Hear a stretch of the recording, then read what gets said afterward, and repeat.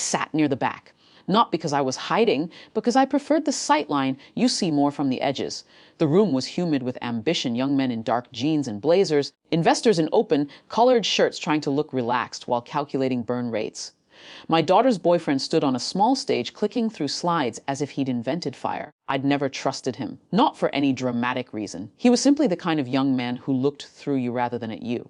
But my daughter loved him, or thought she did, and so I showed up. I sat. I listened to him explain his startup's authentication protocol to people who didn't understand code but understood money. Then he paused. Actually, he said, squinting into the audience, "We have a special guest tonight, my girlfriend's father. He's a librarian." Laughe, polite at first, a fossil librarian, he added, milking it. He still uses card catalogs. I'm pretty sure he thinks GitHub is a type of barbecue. The investors laughed harder. One clapped him on the shoulder. I saw my daughter's face in the near, dark, a flicker of something. Embarrassment. Concern. She looked at me. I smiled slightly, not a fake smile, a real one, because I understood something they didn't. I drove home in silence. My daughter texted, "Sorry." He gets nervous around crowds. I didn't respond, not because I was angry. I simply had nothing to say. I was already elsewhere, mentally replaying the slide he'd flashed for perhaps 4 seconds.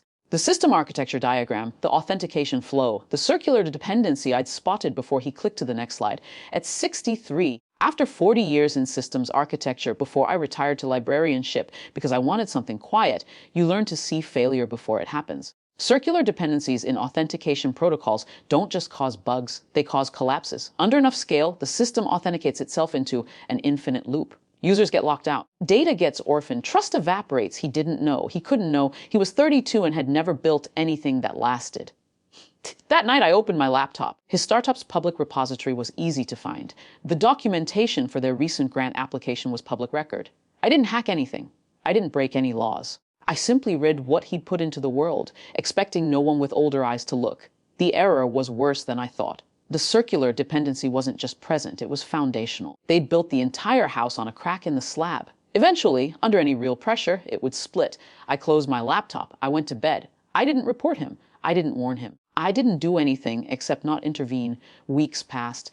Sunday dinners at my daughter's apartment. She cooked, he scrolled. He asked me once how things were at the library. I said, fine. He nodded without listening. I watched his hands, confident hands, typing things he believed in, and said nothing about code. My daughter looked happier. I let myself believe maybe I'd misjudged him. Maybe the fossil librarian comment was just nervous performance. Maybe he'd grow into someone worthy of her. Then the text came. A Wednesday afternoon.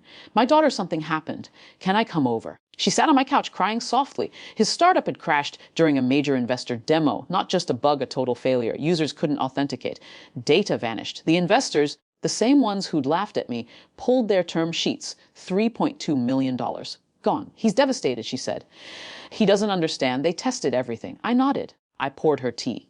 He says it's not fair. Like the universe is against him? I didn't say anything. I held the silence the way you hold a door for someone who doesn't know they're walking into rain. They broke up 6 weeks later, not because of the money, because he became someone who needed someone to blame, and she became someone who couldn't be blamed anymore. She cried again on the same couch. For him, for the confusion, for the shape a future takes when it collapses. I held her.